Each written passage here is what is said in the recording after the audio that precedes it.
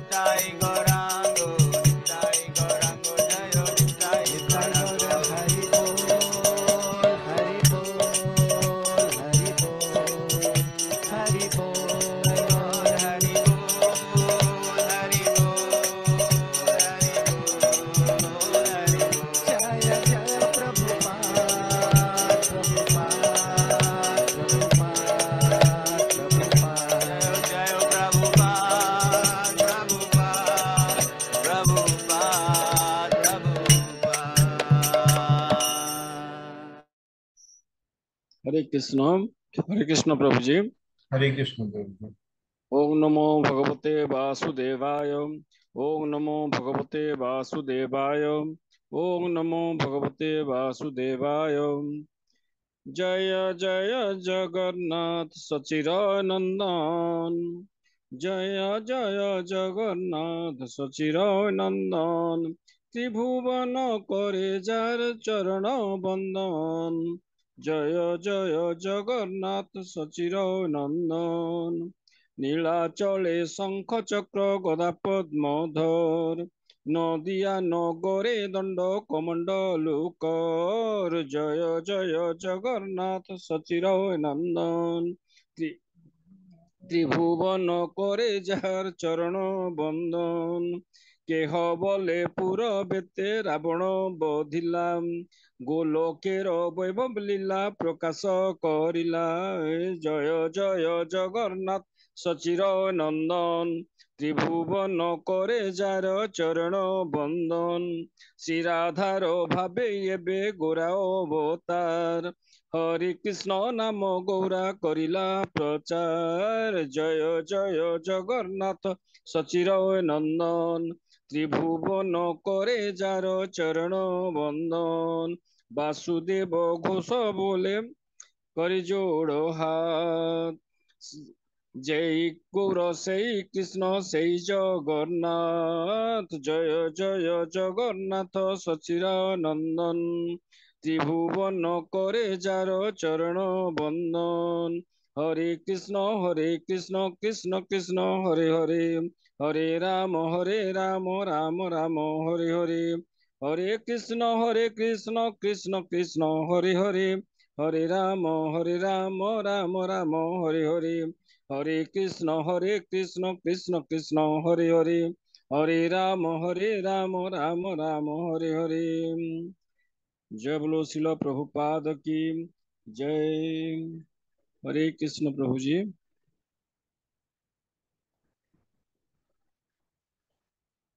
हरे हरे कृष्ण कृष्ण। प्रभु जी। ଟିକେ ପ୍ରାର୍ଥନା କରିଦିଅନ୍ତୁ। हरि ओम जी।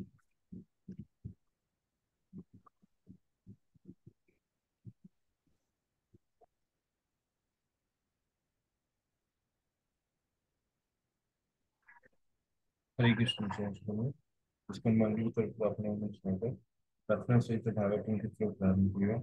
ओम अज्ञानतिमिरन्धस्य ज्ञानञ्जनशलाकया चक्षुरुन्मिलितं येन तस्मै श्रीगुरवे नमः। श्रीचैतन्यं मनोभीष्टं स्थापितं येन भूतले स्वयं रूपं कदामह्यं ददाति स्वपदान्तिकं। वन्देऽहं श्रीगुरु श्रीयुतपदकमलं श्रीगुरून् वैष्णवश्च श्रीरूपं साग्रजातं सागरा रघुनाथानितं पुंसजीवं साद्वैतं सावधूतं परिजना सहितं कृष्ण चैतन्य देवं श्रीराधा कृष्ण पादान् साधना ललिता श्रीविशाखामितश्च नमो विष्णुपादाय कृष्णपृष्ठाय भूतले श्रीमते भक्तिवेदान्त स्वामिनीति नामिने नमस्ते सरस्वती देवी गौरवाणी प्रचारिणे निर्विशेष शून्यवादी पश्चातदेशतारिणे। हे कृष्ण करुणा सिंधु दीन बंधु जगतपते गोपेश गोप्यकांत राधकांत नमस्तुते। तप्त कंचने गौरांगी राधे वृंदावनेश्वरी वृषभानुसुते देवी प्रणमामि हरिप्रिये। वंशकल्पतरुभ्यश्च कृपा सिन्धुव एव च पतितानां पावनेभ्यो वैष्णवेभ्यो नमो नमः। नमो महावदन्नाय कृष्ण प्रेम प्रदायते कृष्णाय कृष्ण चैतन्य नामिने गुरुदिश नमः। नमो ब्राह्मण देवाय गो ब्राह्मणिताय च जगदीताय कृष्णाय गोविंदाय नमो नमः। जय श्री कृष्ण चैतन्य प्रभु नित्यानंद श्री अद्वैत गदाधर श्रीवासदि गौर भक्त वृंद। हरे कृष्ण कृष्ण कृष्ण हरे हरे। हरे राम राम राम हरे हरे। हरे कृष्ण कृष्ण कृष्ण हरे हरे। हरे राम राम राम हरे हरे। हरे कृष्ण कृष्ण कृष्ण हरे हरे। हरे राम राम राम हरे हरे। ओम नमो भगवते वासुदेवाय। ओम नमो भगवते वासुदेवाय। ओम नमो भगवते वासुदेवाय। ओम नमो भगवते वासुदेवाय। ओम नमो भगवते वासुदेवाय। ओम ॐ नमो नमो भगवते भगवते वासुदेवाय। वासुदेवाय। नारायणं नमस्कृत्य नरं चैव नरोत्तमं नारायण नारायणं नमस्कृत्य नरं चैव नरोत्तमं देवीं सरस्वतीं व्यासं ततो जयमुदीरयेत्। देवी देवीं सरस्वती सरस्वती व्यासं ततो जयमुदीरयेत्।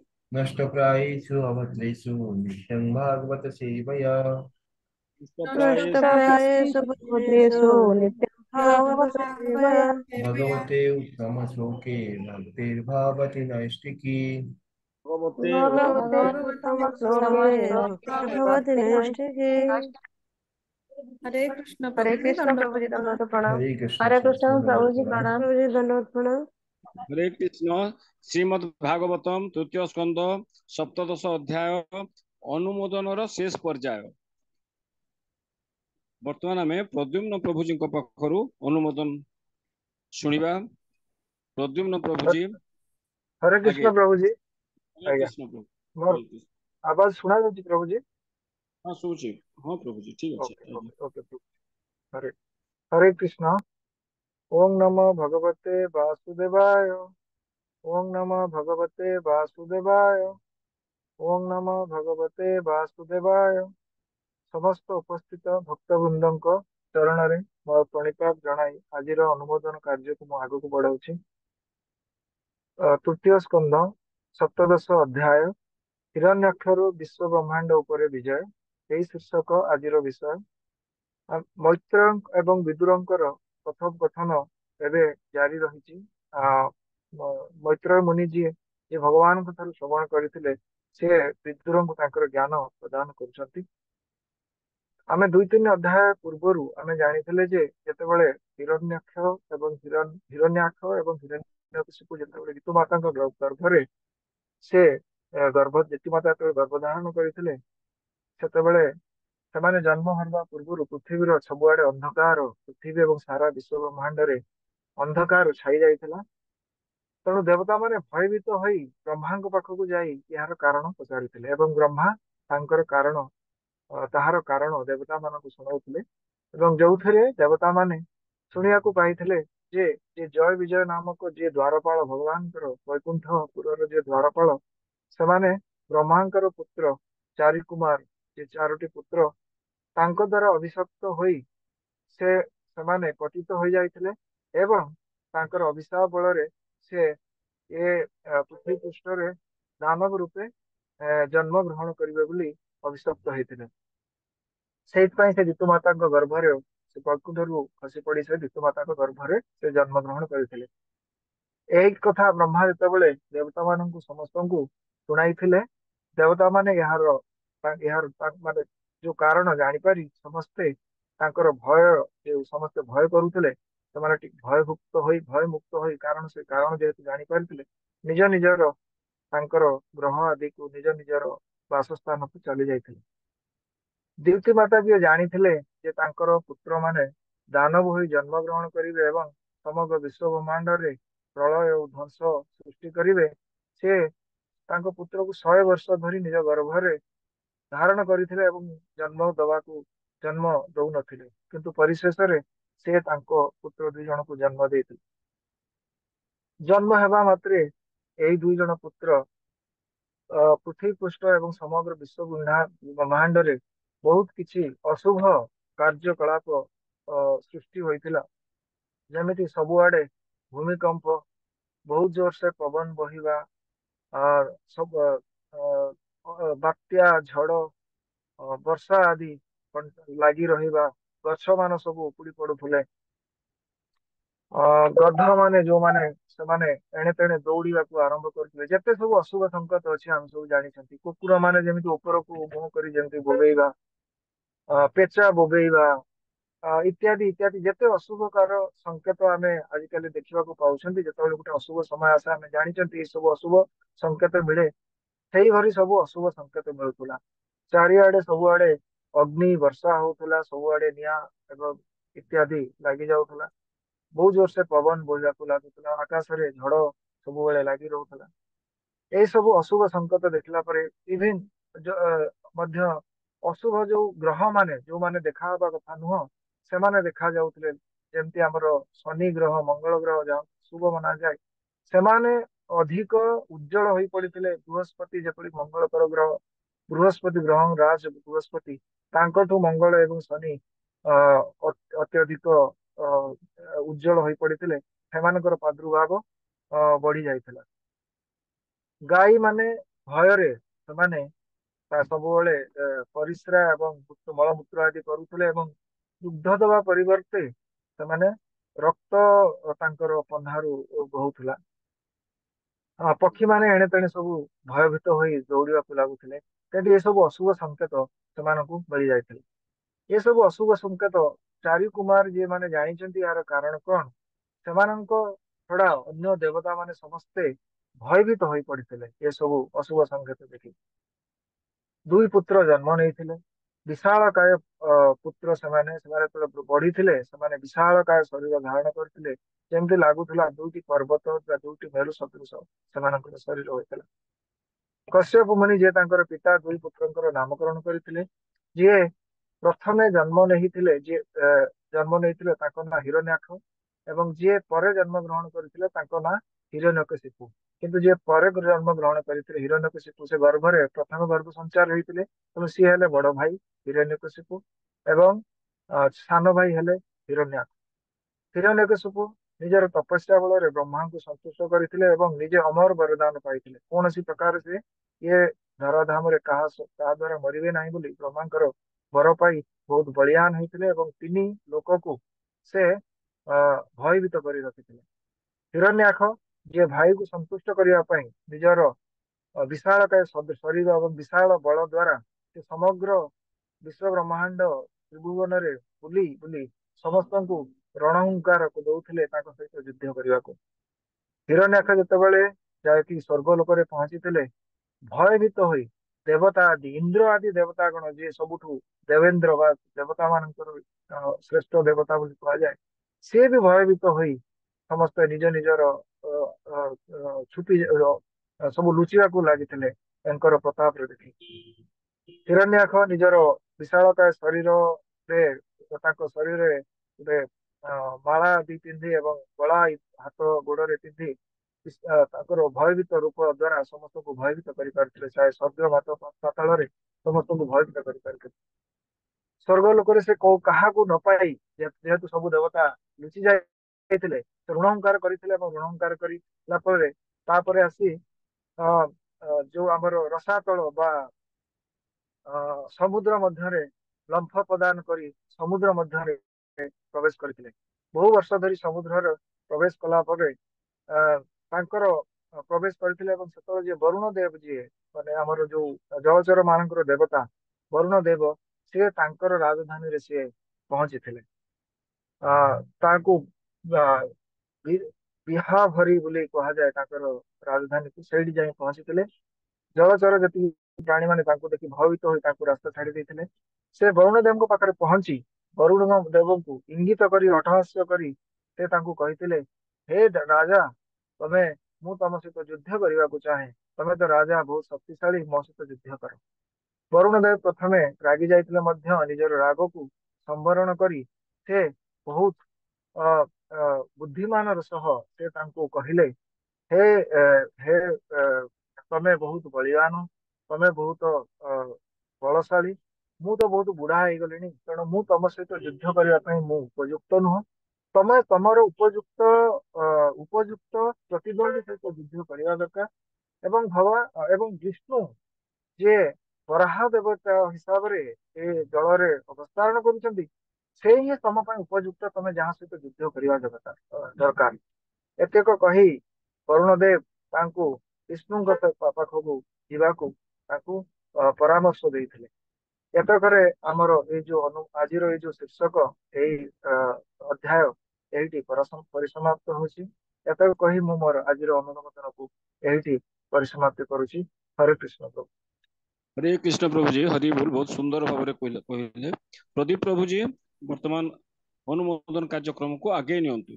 प्रदीप प्रभु हरे जी। कृष्ण प्रभुदंड प्रणाम समस्त वैष्णव भक्तମାନଙ୍କୁ ମୋର ଦଣ୍ଡ ପ୍ରଣାମ। ओम नमो भगवते वासुदेवाय। ओम नमो भगवते वासुदेवाय। ओम नमो भगवते वासुदेवाय। सप्तदश अध्याय हिरण्याक्षर दिग्विजय।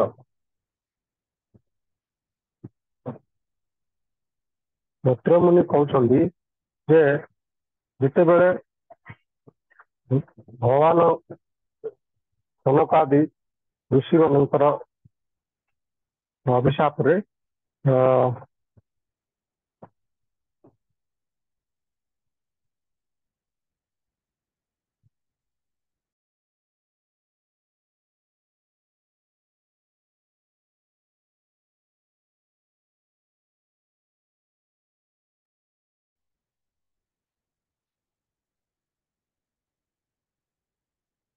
हरे कृष्ण प्रभु जी म्यूट हो जाइछन्ती।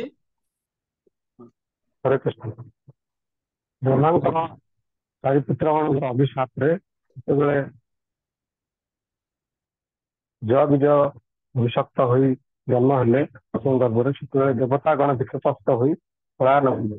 ଏହାପରେ ସାଧି ନାରୀ ଜିତି ନିଜ ଗର୍ଭସ୍ଥ ଶିଶୁମାନଙ୍କ ଠାରୁ ଦେବତାଙ୍କ ପାଇଁ ସମସ୍ୟା ଥିବାର ଜାଣି ଅତ୍ୟନ୍ତ ଆଶଙ୍କିତ ହୋଇପଡ଼ିଥିଲେ ଏବଂ ତାଙ୍କର ସ୍ୱାମୀ ଏହି ଭବିଷ୍ୟବାଣୀ ଯାହାକି ତାଙ୍କ ସ୍ୱାମୀ ଭବିଷ୍ୟବାଣୀ କରିଥିଲେ ଗର୍ଭଧାରଣର ପୂର୍ଣ୍ଣ 100 ବର୍ଷ ପରେ ସେ ଦୁଇଟି ଯମଜ ପୁତ୍ର ଜନ୍ମ ଦେଇଥିଲେ।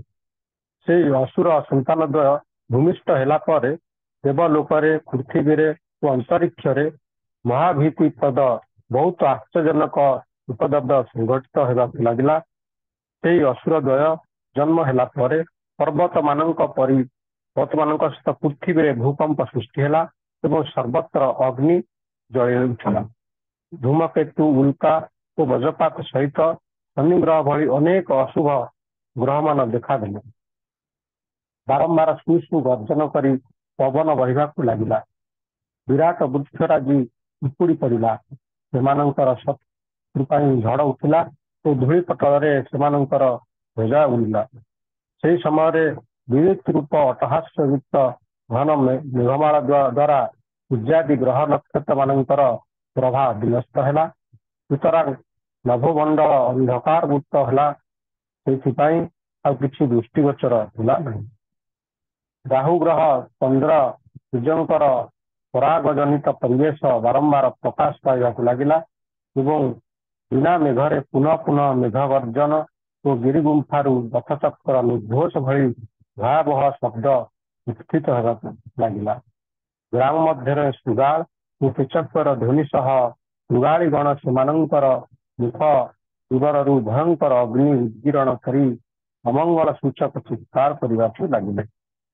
କୁକୁରଗଣ ଯେପରି କୌଣସି ସ୍ଥାନରେ ଦିବା ଉତ୍ତୋଳନ କରି କେବେ ସଙ୍ଗୀତବତ୍ ପୁଣି କେବେ ସ୍ପନ୍ଦନ କଲା ଭଳି ବିବିଧ ଚିତ୍କାର କରିବାକୁ ଲାଗିଲେ। ଗଧର୍ଵମାନଙ୍କ ଶବ୍ଦରେ ଭୀତ ହୋଇ ପକ୍ଷୀଗଣ ସେତ ସବୁତ ଶବ୍ଦ କରି କରି ସେମାନଙ୍କର ନିଡ଼ରୁ ଉଡ଼ିଯିବାକୁ ଲାଗିଲେ ଏବଂ ଗୋଗୋଷ୍ଠରୁ ଗୋରୁ ଓ ପଶୁଗଣ ଭୀତ ହୋଇ ବାରମ୍ବାର ମଳମୂତ୍ର ତ୍ୟାଗ କରିବାକୁ ଲାଗିଲେ। ଗାଭୀଗଣ ଭୀତତ୍ରସ୍ତ ହୋଇ ପୁଣିତମୟ ଯୁଦ୍ଧ ବର୍ଷଣ କରିବାକୁ ଲାଗିଲେ। ମେଘଗଣ ବୀଜ ବର୍ଷଣ କଲେ। ମନ୍ଦିରର ଦେବ କନ୍ୟାଗଣ ଅଶ୍ରୁ ବିସର୍ଜନ କରିବାକୁ ଲାଗିଲେ ଏବଂ ବିନା ବାୟୁରେ ବୃକ୍ଷ ସମୂହ ଭୂପତିତ ହେବାକୁ ଲାଗିଲା। ଶନି ମଙ୍ଗଳାଦି ଅଶୁଭଙ୍କର ଗ୍ରହଗଣ ଅତିଶୟ ଦୀପ୍ତିମନ୍ତ ହୋଇ ବୁଧ ବୃହସ୍ପତି ଓ ଶୁକ୍ରାଦି ଶୁଭ ଗ୍ରହଗଣଙ୍କୁ ଓ ଶୁଭ ତାରକାମଣ୍ଡଳକୁ ଅତିକ୍ରମ କରି ଗମନ କରିବାକୁ ଲାଗିଲେ। ବକ୍ରଗତି ଦ୍ୱାରା ପ୍ରତ୍ୟାବର୍ତ୍ତନ କରି ପରସ୍ପର ଯୁଦ୍ଧରେ ବ୍ୟାପୃତ ହେଲେ। ଏତଦବ୍ୟତୀତ ଆହୁରି ଅନେକ ଭୟଙ୍କର ଉତ୍ପାତର ସୂଚନା ଦେଖି ବ୍ରହ୍ମାଙ୍କ ଚାରିପୁତ୍ର ସନକାଦି ମହର୍ଷିମାନଙ୍କର ଭିନ୍ନ ଅନ୍ୟମାନେ ଭୀତତ୍ରସ୍ତ ହୋଇପଡ଼ିଲେ। କାରଣ ସନକାଦି ଚାରି କୁମାର ଅଭୟ ଓ ବିଜୟଙ୍କ ପତନ ଏବଂ ଦିତି ଗର୍ଭରେ ସେମାନଙ୍କର ଜନ୍ମ ବୃତ୍ତାନ୍ତ କଥା ଜାଣିଥିବାରୁ ଭୀତତ୍ରସ୍ତ ହେଲେ ନାହିଁ। ଅନ୍ୟମାନେ ଦୈତ୍ୟମାନଙ୍କର ଜନ୍ମ ସମ୍ବନ୍ଧରେ ଅନଭିଜ୍ଞ ଥିବାରୁ ଏହା ଏକ ଏହି ସୂଚନା ଦେଖି ବିଶ୍ୱ ପ୍ରଳୟ କାଳ ଉପସ୍ଥିତ ହେଲା ବୋଲି ସମସ୍ତେ ମନେ କଲେ। ସେ ଦୁଇଟି ଆଦି ସହିତ ଅସାଧାରଣ ଶାରୀରିକ ଶକ୍ତି ପ୍ରଦର୍ଶନ କରିବାକୁ ଲାଗିଲେ। ଇସ୍ପାତ ଭଳି କଠିନ ସେମାନଙ୍କର ଶରୀର ଦିନକୁ ଦିନ ଦୁଇଟି ବିରାଟକାୟ ପର୍ବତ ପରି ବୁଦ୍ଧିପ୍ରାପ୍ତ ହେବାକୁ ଲାଗିଲା।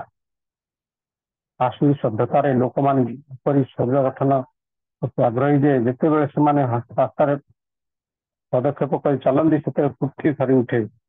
ଯେତେବେଳେ ସେମାନେ ଦଣ୍ଡାୟମାନ ହୁଅନ୍ତି ସେତେବେଳେ ସୂର୍ଯ୍ୟଙ୍କୁ ଦିକ୍ ସମୂହକୁ ଆବୃତ କଲା ଭଳି ପ୍ରତୀତ ହୁଏ। ସେଇଭଳି ଭାବେ ତାଙ୍କର ଆକାର ବଢିବାକୁ ଲାଗିଲା। ପ୍ରଜାପତି କଶ୍ୟପ ପୁତ୍ରଦ୍ୱୟଙ୍କର ନାମକରଣ କଲେ।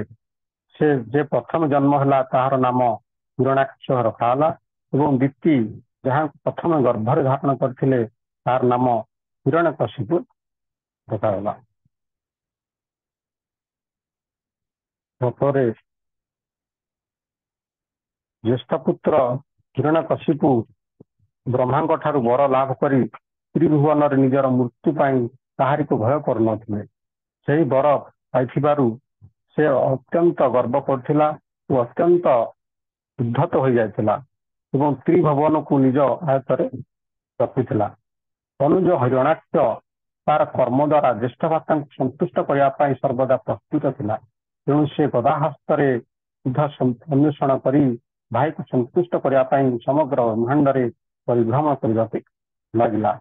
ହିରଣ୍ୟାକ୍ଷର କ୍ରୋଧକୁ ଦମନ କରିବା ବଡ଼ କଷ୍ଟକର ଥିଲା। ତାହାର ପାଦରେ ସ୍ୱର୍ଣ୍ଣ ନୂପୁର ରୁଣୁ ରୁଣୁ ଶବ୍ଦ କରୁଥିଲା। ସେ ଏକ ବିରାଟ ମାଳ ଧାରଣ କରିଥିଲା ଏବଂ ଏକ ପ୍ରକାଣ୍ଡ ଗଦା ତାହାର ସ୍କନ୍ଧ ଦେଶରେ ଆରୋହିତ ହୋଇଥିଲା। ପୂର୍ବରୁ ବଳପୂତ ବିରାଟ ଦେବଗଣକୁ ଦେଖିବାକୁ ନ ପାଇ ଦୈତ୍ୟଶ୍ରେଷ୍ଠ ହିରଣ୍ୟାକ୍ଷ ଭାବିଲା ଯେ ତାହାର ବଳ ସମ୍ମୁଖରେ ତିଷ୍ଠି ନ ପାରିବାର ଅନୁଭବ କରି ଦେବତାମାନେ ଅନ୍ତର୍ହିତ ହୋଇଯାଇଛନ୍ତି। ତେଣୁ ସେ ଖୁବ୍ ଗର୍ଜନ କରିବାକୁ ଲାଗିଲା। ତତ୍ପରେ ସେହି ମହାବଳୀ ହିରଣ୍ୟାକ୍ଷ ସ୍ୱର୍ଗରୁ ନିବୃତ୍ତ ହୋଇ ପୀଡ଼ା କରିବା ଉଦ୍ଦେଶ୍ୟରେ ଗଭୀର ଭୟାନକ ଶବ୍ଦାୟମାନ ସମୁଦ୍ରରେ ମତହସ୍ତୀ ସଦୃଶ ଅବଗାମନ କଲା। ହିରଣ୍ୟାକ୍ଷ ସମୁଦ୍ର ମଧ୍ୟରେ ପ୍ରବିଷ୍ଟ କରିବାରୁ ବରୁଣର ସୈନ୍ୟ ସ୍ୱରୂପ ଜଳଜନ୍ତୁ ସମୂହ ଅତି ଭୟଭୀତ ହୋଇ ଅତି ଦୂରକୁ ପଳାୟନ କଲେ। ଏପରିକି ବିନା ଚେଷ୍ଟାରେ ହିରଣ୍ୟାକ୍ଷ ତାର ଚମତ୍କାରିତା ଏପରି ଭାବେ ତାର ଚମତ୍କାରିତା ପ୍ରଦର୍ଶନ କଲା।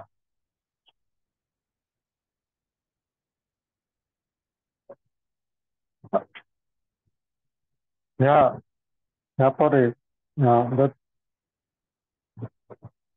କେବଳ ମାତ୍ର ଆଦିପୁରୁଷ ଯେତେବେଳେ ଦେବରାଜ ଇନ୍ଦ୍ରଙ୍କୁ ମତଦତ୍ତ ଶତ୍ରୁକର୍ତ୍ତ ଏହିପରି ଭାବରେ ଉପହାସିତ ହୋଇ ଜଳାଧିପତି ବରୁଣଦେବ କ୍ରୋଧକୁ ନିଜ ବୁଦ୍ଧି ବା ବିଚାର ଦ୍ୱାରା ସମର୍ପଣ କହିଲେ, ହେ ଦୈତ୍ୟରାଜ, ଆମେ ବର୍ତ୍ତମାନ ବୃଦ୍ଧ ହୋଇଯାଇଥିବା ହେତୁ ଯୁଦ୍ଧ କ୍ରିୟାରୁ ବିରତ ହୋଇଅଛୁ। ତେଣୁ ଆପଣ ଆଦିପୁରୁଷ ବିଷ୍ଣୁଙ୍କ ବ୍ୟତୀତ ଅନ୍ୟ ଏପରି କୌଣସି କେହି ନାହାନ୍ତି ଯେ କି ଆପଣଙ୍କୁ ଯୁଦ୍ଧ ବିଦ୍ୟା ବିଷାଦ ପରାସ୍ତ କରିପାରିବେ।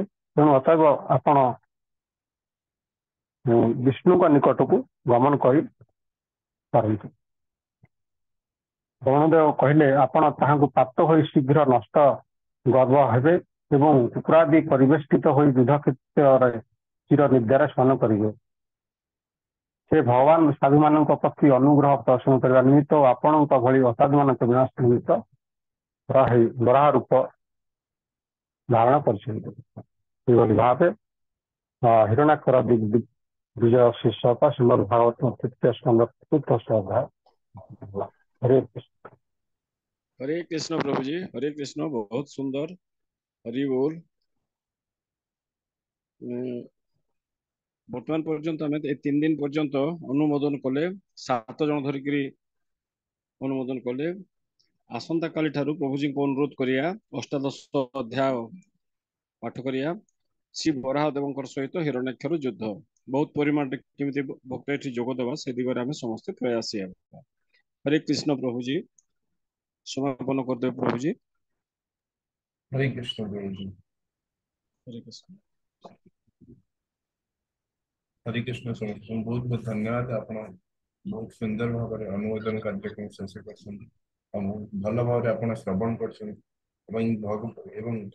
जो भागवतम श्रवण और भगवद गीता श्रवण ये दुईटी जिनस आमको शुद्ध करें तेणुकर आम जिते मात्रा हो जिते समय हो आमको बाहर करके आम ये भागवतम और भगवद गीता को श्रवण करवा उचित यह द्वारा ही आम आध्यात्मिक जगतर जो गतिपथ आध्यात्मिक जगत को जीवार जो गतिपथ आम जापर धार्मिक पथरे आम धर्म पथरे आम अनुसरण कर धर्म पथ को आम अनुसरण कर तेणुक समस्ते यह करवा एवं ये जो भगवत गीता क्लास आम आज स्टार्ट हो तेणुक आपण समस्त को अनुरोध आपण मैंने समस्ते रजिस्ट्रेशन जो लिंक अच्छी कि व्हाट्सएप ग्रुप लिंक आपण जदि आपण मन पठे दिज्व से आपण जिते भी पार्टी जिते संख्यार आपण सांग साथी भाई बंधु जिते भी अच्छा से ट्राए करंतु कि से भल जीवन यापन करंतु से भी भगवान को प्राप्त करने से भी सक्षम हो तो आज बहुत भल दिन भगवान बाहुड़ा यात्रा आज आई बाहुड़ा यात्रा रे आपण मैंने किसी तो भगवान को पाई किसी कर हरे कृष्ण समस्त समस्ते भगवद गीता क्लास एवं स्टार्ट हो तो आपण मैंने जॉइन करंतु हरे कृष्ण प्रभु जी आम ये रखा प्रभु जी पंचकल्पतर प्रभु जी गीता क्लास रो लिंक टा देबे आज्ञा माता जी भागवतम क्लास लिंक टा ग्रुप रे पठे दे प्रभु आज्ञा मोर भी आज्ञा हाँ एक हरे बार कृष्ण हरे कृष्ण हरे कृष्ण प्रभु लिंक दिया है आज्ञा मुझे पठेदेवी भागवतम ग्रुप रे तो से जॉइन करी जिवे 8:30 ग्रुप आ 5:30 ग्रुप रो भी लिंक पठेदेवी सकाळ आज्ञा 5:30 रे होची आ तबरे 8:30 रे होची आ 7टा बेले भी होची मोर यूथ क्लास सब हाँ आज्ञा सब लिंक टे पठे देबे आज्ञा व्हाट्सएप आज्ञा ठीक है हाँ बहुत धन्यवाद मनुष्यकल्पतरुभ्यश्च कृपा सिन्धुव एव च पतितानां पावनेभ्यो वैष्णवेभ्यो नमो नमः अनंत कोटि वैष्णव वृंद की जय श्री प्रभुपाद की जय हरे कृष्ण समस्त को हरे कृष्ण महामंत्र करेगा हरे कृष्ण कृष्ण कृष्ण हरे हरे हरे राम राम हरे राम राम हरे राम हरे राम हरे हरे हरे कृष्ण कृष्ण कृष्ण कृष्ण कृष्ण कृष्ण हरे हरे हरे हरे हरे राम हरे राम हरे राम राम राम राम हरे राम हरे हरे हरे कृष्ण हरे कृष्ण हरे कृष्ण कृष्ण कृष्ण हरे कृष्ण हरे प्रणाम हरे राम हरे राम हरे हरे हरे राम राम राम हरे हरे कृष्ण हरे समस्त हरे राम राम राम हरे हरे कृष्ण हरे हरे कृष्ण समस्त बहुत बहुत धन्यवाद हरे क्लास को एंड कृष्ण करेगा हरे